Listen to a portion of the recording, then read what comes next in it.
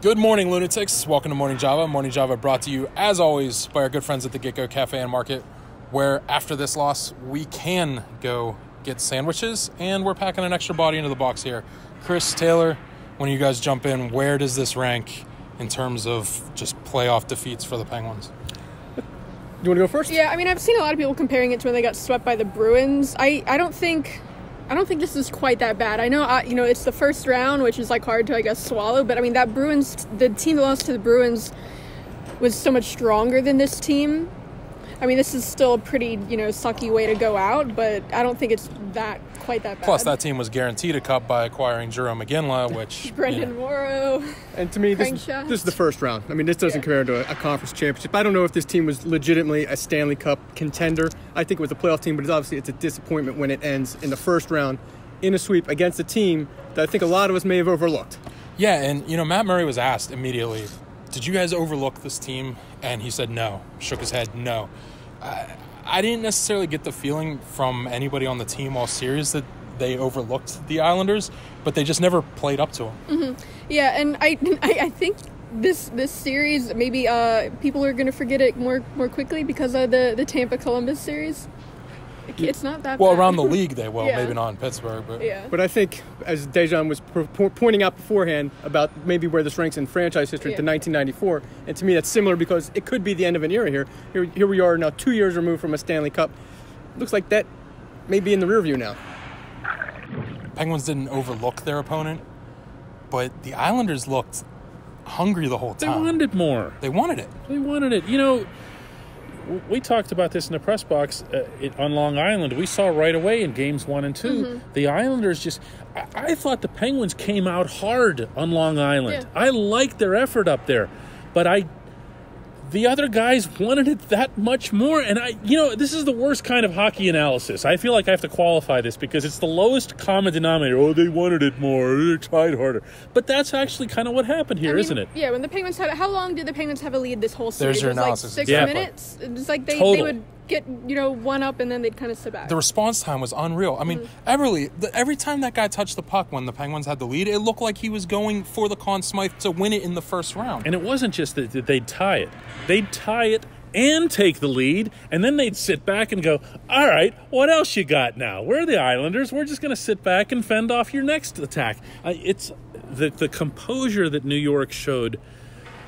That's part of discipline, but it's also part of passion. It's part of that togetherness, the camaraderie that we saw from the Penguins in 2016 and 2017. Yeah, Everly said in the room just now that he hasn't been in a locker room as close as this one. I mean, he's also he played in Edmonton. So, I mean, the bar's way down here. But, he said they're so close. I mean, they have so many guys that haven't even been here before. We talked about that factor with the Penguins before, how they had so many new guys. But, I mean, the Islanders, they're just such a young team. And, I mean, it's funny, you sit up in the press box, and I feel like a lot of times, you'll kind of call a goal coming, you're like, oh, watch out, but we didn't get that at all, because every time oh my God, I never said it once. No, well, because every time the Penguins entered the zone, it's like you never thought a goal's coming here. No. It's like they couldn't get in cleanly. No. This team lost their best player over a decade. They lost their captain, and somehow they get closer. They have a guy, Barzal comes into the playoffs with 60-some points, and Barry Trotz makes this team this collective unit. And they had that nomadic thing going for them, too. They got kicked out of their... What NHL team's ever been kicked out of their own arena? They were just in Brooklyn, just go away.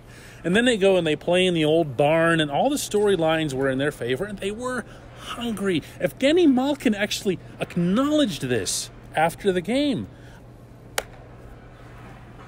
I'm out of words here. Everybody's got a scapegoat when they watch their team not succeed. And those are going to vary from person to person, but not much. It usually goes to the 20th player on the roster or whatever else. Who's the guy that you think might have been unfairly scapegoated by fans here? Because this was about everybody. Yeah, I don't know if he's going to be unfairly scapegoated by the fans, but he's definitely one of the scapegoats in this series, or maybe underperformers with Sidney Crosby. And you hate to say that because he's done so much for the team. But, he had more line mates tonight than he had shots on goal. They tried everything to get him going in this series, and nothing happened. You're on fire. I'm on fire over here. That was good. But that's a fair point, isn't it? That is a fair point. I mean, Jake Gensel, also a no-show in this. That whole top line never got started. Jake was, look, I can talk about this now. The series is over, but I saw him walk out of the locker room on Long Island with a bag of ice this thick over his right hand from that blocked shot. I can't believe he scored the goal that he did with his hand like that. It seems, on that point, it seems like the Penguins are banged up to the point where you are in like a conference final, not necessarily a first round, team dependent. Last time I get to talk about Dominic Simone. It was all his fault, actually. So not Jack Johnson? I had this tweet queued up. It drafted and saved for a couple of weeks. Dominic Simone ends the Penguins' Stanley Cup chances, and they're officially eliminated. I couldn't put it out. I didn't do it. I didn't do it. But, you know, it's... I don't know, man. I don't know how to describe it anymore. It's 20th man syndrome. In baseball, it's called 25th man syndrome, where you find the worst player on the roster and say, it's that guy. And Dominic Simone's not the worst player on this roster, even if that was your mindset. No, he's not. I can say the same things I said all season. He looks good with Sidney Crosby.